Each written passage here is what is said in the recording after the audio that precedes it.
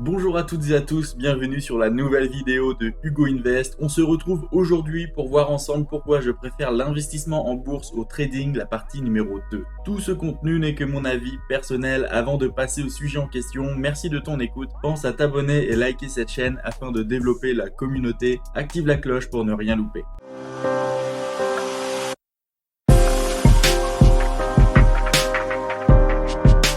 Dans la première partie, je vous ai donné mon point de vue global. Dans cette deuxième et dernière partie, on va voir ensemble les statistiques. Des chiffres renversants, nous allons voir ensemble l'envers du décor. Loin de ce que vous promettent les formateurs et les courtiers. Le premier nombre est 2200 ou plutôt moins 2200.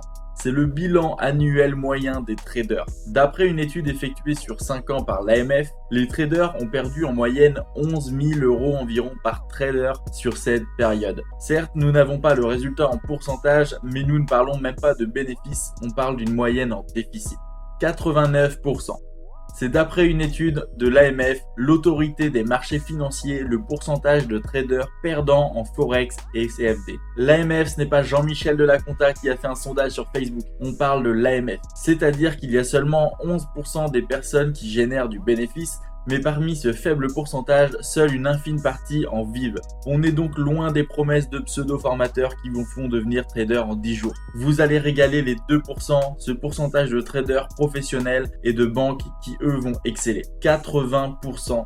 C'est le pourcentage de débutants qui perdent la totalité de leur capital en moins d'un an. Statistique après statistique, on se rend compte qu'on n'est pas sur du 10% d'évolution moyen par an comme en bourse. On arrive à la fin de cette vidéo, on a donc pu voir ensemble les chiffres d'une étude de l'AMF. N'hésite pas à interagir en commentaire pour me donner ton avis. J'imagine que vous ne vous attendiez pas à ce bilan en trading, mais c'est bel et bien la réalité. Lorsqu'on me demande pourquoi je ne trade pas, ou qu'on rigole parce que investir en bourse sur des dividendes c'est réservé aux ultra riches et qu'il nous faudra une éternité pour obtenir une liberté financière, je suis d'accord, cette stratégie va prendre du temps, mais elle est sécurisée. On a un vrai recul sur cette façon de faire avec une moyenne de gains en positif et pourtant on ne va pas passer notre vie derrière une courbe. Mon but est de m'enrichir sans impacter mon style de vie, sans stresser la nuit. On s'enrichit doucement mais sûrement en apportant de la valeur aux entreprises. Ne vous laissez pas influencer. Les chiffres parlent d'eux-mêmes, inutile de vous sentir plus fort que tout le monde et de vous jeter dans le trading parce que c'est cool, parce que c'est à la mode ou que vous avez vu des vidéos dessus. Ce sont des rêves. C'est contradictoire au désir de l'homme, mais seul le temps vous fera prendre de la valeur. Je répète, je considère le trading comme du pari sportif.